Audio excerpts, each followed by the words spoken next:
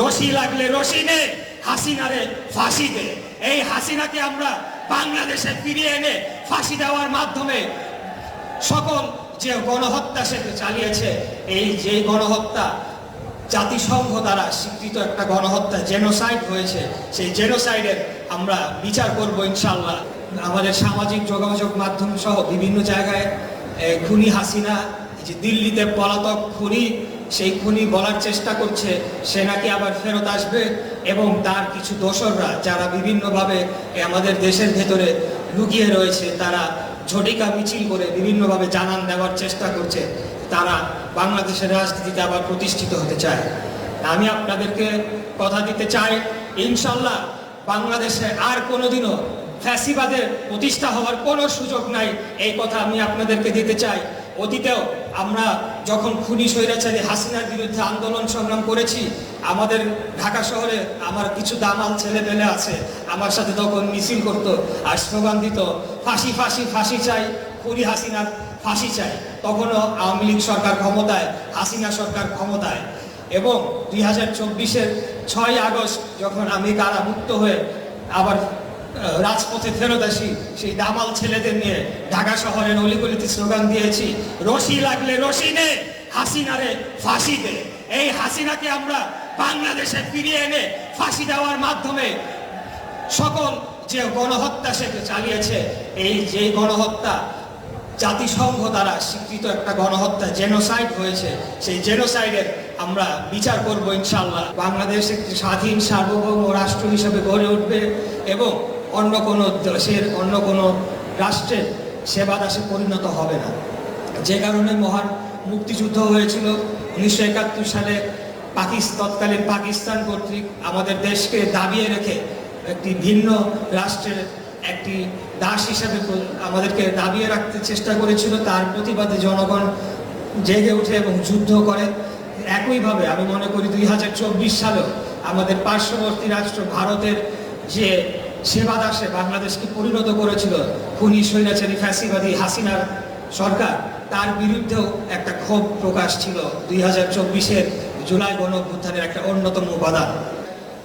যে জুলাইয়ে প্রত্যেক শহীদ 843 জন গ্যাজেটভুক্ত যারা শহীদ হয়েছেন, এর বাইরেও অনেকেও আমরা ধারণা করি যে এখন পর্যন্ত তালিকাভুক্ত করা যায়নি, তথ্যের অভাবে হোক বা যে কোনো কারণেই হোক।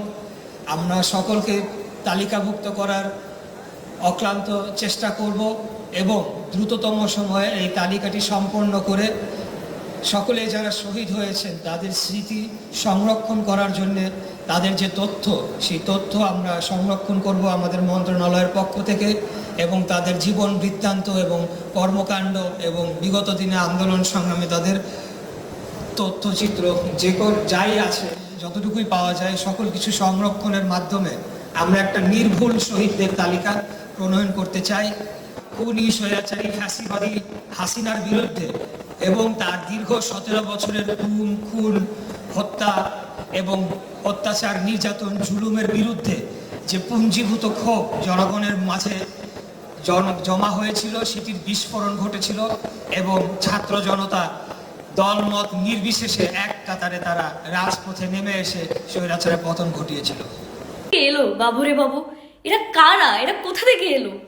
আমার তো মনে হইতেছে অন্য কিছুর গন্ধ পাইতেছি, নাকি সরকারের ভাবমূর্তি নষ্ট করার লাই এরকম আয়োজন। নাইলে সামান্য বৃষ্টির মধ্যে যায় পরীক্ষা দেওয়ার লই এত আয়োজন করি, এত সুন্দর করে, এত বড় করে আন্দোলন করার তো আমি কিছুই দেখি না বাবুরে বাবু। অপরপক্ষে আরো কিছু পোলাপাইন আছে কইতাছে হে করে ব্রয়লার মুরগি কইছে, তো ব্রয়লার মুরগি কইতে না কি কইব, সারাদিন এসি রুমের মধ্যে হুতি হুতি থাই, বাপ মার টিয়া দিই, সুন্দর করে পিৎজা বার্গার খাই, সারা বছর হড়ালেখা ঠিক মতো না করি, হ্যাঁ, এসি গাড়ি ছাড়া না যাতায়াত করি স্কুলে যাই আসি, তোমরা পরীক্ষা দিতে যাও, তো তুমি করে বয়লার মুরগি কইতে না কি কইব? গ্রামের হলাইন করে যাইছাও, হাঁটু পানিও যদি হয় না নি, হেগুন আসতে কলার বড় গাছে না নি, গাছের তন কলা গাছের তন হাত অজ্ঞা কাটি মাথার উপরে দিই, পলিথিনের ভিত্তে বই মোড়াই সুন্দর করে হানের ভিত্তে হাঁটু পানির ভিত্তে হেগুনে পরীক্ষা দিয়ে আইব। হেগুনের কোনো সে নাই। হয়তো কইব যা পরীক্ষা দিয়ে বাপ মায়, কিন্তু হেগুনে শুধু কইব এই কেমনে যাই শুধু এই কদ্দুরি মুখ দিয়ে পারবো, কিন্তু কামের কাম যেটা করানোর হেগুন ঠিকই করবো। তো হেগুন তো দেশি মুরগির মতন। গ্রামের হলাইন্ডে কোনো সময় দেখছেন কোনো কিছু এত আন্দোলন করতো, কারণ এখন তো ব্রয়লার মুরগি না। তো ব্রয়লার মুরগি কখনো এত সেট করে উঠোনের কি আছে? এমনও দেখা গেছে 3 গল্লি পরে বাসা, অথচ স্কুলে সে 3 গল্লি আগে পরে। হ্যাঁ, এই কদ্দুর আন্ডি যাই থাকতো না হেতেনটা, তুমি এসি গাড়ি দিয়ে আই গল্লির মধ্যে যদি স্কুল হয় একবারে পুরা জ্যাম জট লাগাই দিব এলাকার গলির মধ্যে। এলাকার মধ্যে স্কুল 5 মিনিটের রাস্তা, এরপর আন্ডি স্কুলে যাইতে হইতো না। এসি গাড়ি লাগবো, বাপের একখানে এসি গাড়ি আছে না, গাড়ির মধ্যে উড়ে এসিটা অন করি, তারপরে সুন্দর করে 3 গলির পরে স্কুলের মধ্যে ক্লাস করানো লাগবো। তো হেতেন করে ব্রয়লার মুরগি কইতো একবারে ইস কি যে ও পাপ করিয়া লাইছে, মানে সরকার চাইতেছে ব্রয়লার মুরগি কোনটা একটু দেশি মুরগি বানানোর লাই। শহরের মধ্যে কিছু কিছু স্টুডেন্ট যা আছে, যেসব স্টুডেন্টরা ব্রয়লার মুরগি হেতা করে চাইতেছে হাতে কলমে প্রশিক্ষণ দিই ভালো স্টুডেন্ট হিসেবে ভবিষ্যতে কাজে লাগানোর লাই দেশের, আর হেতেনটা চাইতেছে ওই ব্রয়লার মুরগি ধাওয়ানোর লাই। অন হেলে ব্রয়লার মুরগি কোন হেতেন গাত একবারে সাত করে উঠছে, বাবুরে বাবা আর কত নাটক চাইতে হবো। এসব বাদ দিই একটু ব্রয়লার মুরগির তন দেশি মুরগি অনেক চেষ্টা করো।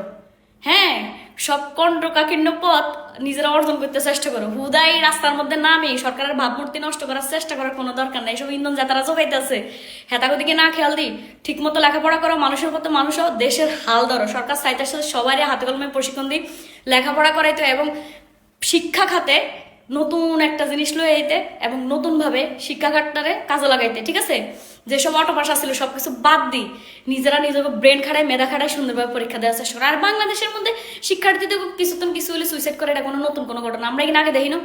পরীক্ষার রেজাল্ট একটু খারাপ আইলে যাই সুইসাইড করে লেতে হবো। মনোবল এত কম কিনলে বাবুরে বাবু, তোমরা বাবুরে বাবু মনোবল বাড়ো। কথার লগে সুইসাইড করে এলাম কোনো ভালো মানুষের কাম না। ঠিক আছে, নিজেরা এত ছোট করে না দেখে একটু বড় করে দেখার চেষ্টা করো, মনোবল বাড়াইতে চেষ্টা করো। একটু মাঠে ঘাটে যাও, দৌড়াও, পার্কে যাই হাঁটো, খেলাধুলা করো, তাহলে দেখবো শারীরিক চর্চার পাশাপাশি মন মানসিকতাও ভালো থাকবো। সুইসাইডের কথা মাথা তো হইতো না।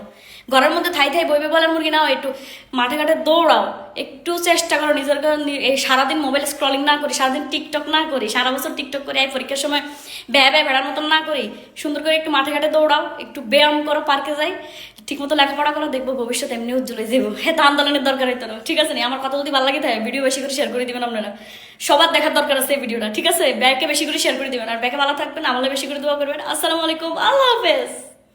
খুব আনন্দ লাগছে। তাহলে ইনশাল্লাহ এগুলো করে হালাল উপায় রুজি রোজগার করবেন আর মানুষের তাহলে কি খবর দোয়া করবেন তো?